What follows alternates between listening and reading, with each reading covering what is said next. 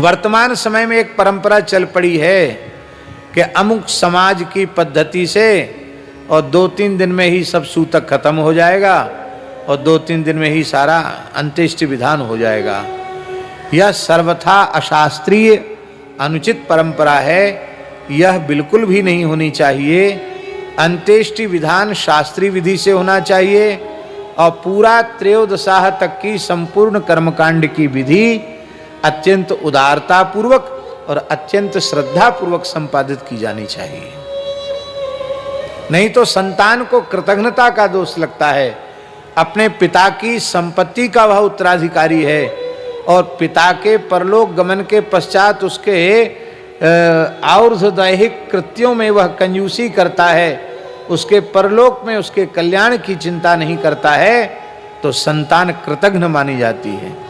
फिर कुल में पितृदोष, संतान के दोष, संतानहीनता का दोष, वंशनाश, इस प्रकार के जो विप्लव घर में उत्पन्न होते हैं उसका मूल कारण यही है, पितरों का रोष। इसलिए सारे कृत्य शास्त्रीय विधि से संपन्न होने चाहिए। गृहस्थ व्यक्ति का अंत्येष्टि संस्कार होना चाहिए। सन्यासी को अग्नि में नहीं जलाना चाहिए।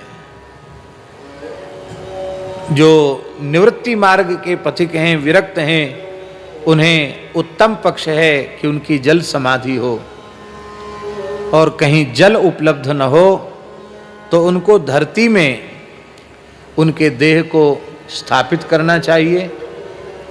थल दाह कहते हैं उसको, वो होना चाहिए, पर अग्निदाह नहीं होना चाहिए। महाराज जी, गरुड़ पुराण में लिखा है कि किसी व्यक्ति ने आतुर संन्यास ले लिया है मृत्यु के क्षण में, तो भी उस व्यक्ति का पुनर्जन्म नहीं होगा। मान लो आतुर संन्यास भी नहीं लिया है, मरते समय हृदय से असंग हो गया और संकल्प कर लिया कि अब शरीर संसार से मेरा कोई संबंध नहीं है, मैं केवल भगवान का हूं, भगवान मेरे हैं, मैंने सब कुछ त्याग दिया है, ऐसा संकल्प भीतर से कर लिया है, अपने मुंह से बोला नहीं, तो वह भी मृत्यु के क्षण में संन्यास भाव को स्वीकार करने वाला भी पुनर्जन्म को प्राप्त नहीं करता है। ऐसा गरुड़ अभी पाठ में अभी आया, 2-3 दिन पहले ही आए पाठ में बात। पर संन्यास माने केवल एक वेशभूषा मात्र नहीं है। संन्यास माने असंगता की चरमावधि। मृत्यु के क्षण में शरीर की, संसार के संबंधियों की याद ना आवे, केवल भगवत चिंतन हो, केवल ब्रह्म चिंतन हो। ये महाभारत में विदुर जी के संबंध में लिखा है, विदुर जी ने कहीं विधिवत संन्यास नहीं लिया था।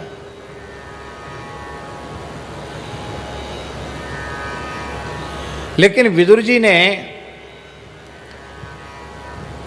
धृतराष्ट्र गांधारी के दावानल में प्रवेश के पश्चात, उनकी सद्गति के पश्चात उन्होंने विद्वत संन्यास ग्रहण किया था।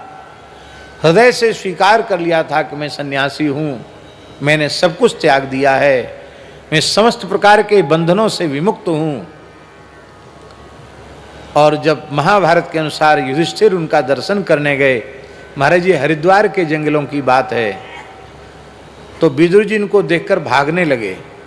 युधिष्ठिर ने उनका पीछा किया और भाई सब छूट गए। तब विदुर जी एक पीपल के सहारे खड़े हो गए और उनके शरीर से दिव्य कांति छिटक रही थी। उनके नेत्र बड़े तेजोमय थे और उन्होंने अपनी दृष्टि से जैसे ही युधिष्ठिर की दृष्टि एक की, युधिष्ठिर की दृष्टि से दृष्टि मिलाई, उसी समय उनके शरीर से तेज प्रकट हुआ और नेत्रों के माध्यम से, युधिष्ठिर के नेत्रों के माध्यम से उनमें समाहित हो गया।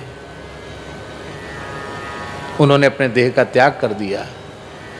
युधिष्ठिर ने रुदन किया, मेरे चाचा, मेरे हितैषी, यही एकमात्र मेरे हितैषी थे, चलूं मैं इनका शास्त्रीय विधि से दाह संस्कार करूं।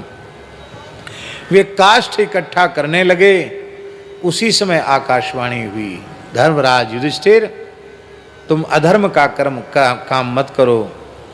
इन्होंने हृदय से संन्यास भाव को स्वीकार कर लिया था, इसलिए अब यह अग्नि संस्कार के अधिकारी नहीं है। इनको गंगा जी के जल में प्रवाहित करो। इसलिए सर्वथा निषेध है, विरक्त का अग्निदाह सर्वथा निषेध है।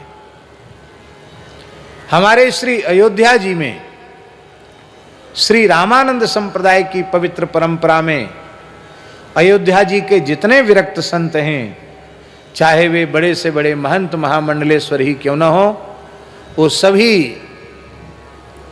अभ्यागत सामान्य संत और बड़े श्री महंत सबका अंतिम में शरयू जल समाधि ही सबको दी जाती है। किसी का अग्नि संस्कार नहीं होता। हमारे वृंदावन में भी हमने बहुत पहले 45-40 साल पहले की बात, 30-35-40 साल पुरानी बात बता रहा हूँ, उस समय भी महात्माओं को जल समाधि ही होती थी। अब अग्नि में जलाना लोगों ने शुरू कर दिया है। पर अग्नि में जलाने के बाद और तर्क ये देते हैं कि हमने अग्नि का त्याग थोड़ी किया। अरे भाई, त्याग तो नहीं किया, लेकिन अग्नि में संस्कार कर देने के बाद फिर संपूर्ण वैदिक कर्मकांड होना चाहिए। 10 गात्र विधान पिंड से ही उसके देह का निर्माण होता है, नहीं तो वो बिना देह का रहता है और बड़ी उसकी दुर्गति होती है।